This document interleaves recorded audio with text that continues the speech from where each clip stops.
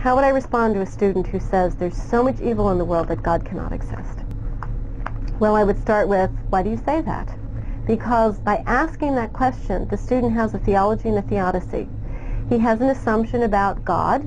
He has an assumption about the nature, the relationship between God and justice, and that if you have B, then A cannot exist. So already the student is developing a theology, perhaps without being aware of it, has a whole theological worldview behind that statement. So I would start there and ask the student to examine what his or her assumptions were behind that statement. And I would then articulate, actually there are many good reasons why one could confront that, why one could contradict that. There are very many religions in which, or religious answers to that question. For example, one Hindu response to it could be, well, there's a lot of evil in the world because those people, it's their karma from past lives. Or a Buddhist response could be about the nature of suffering, and that religion is about learning to live with the human condition and accept the human condition, and to transcend that kind of concern about ultimate questions.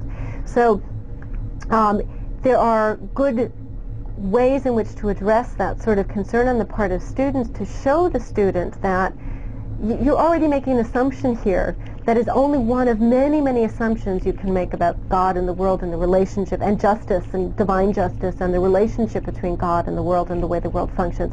But isn't it interesting that lots of religions have come up with all kinds of answers? And for me, the study of religion is not about whether or not God exists.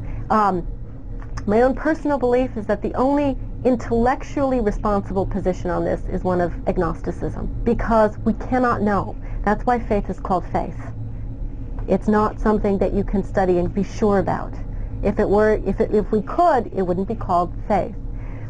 But now, religions do, and I can be quite sure that they do.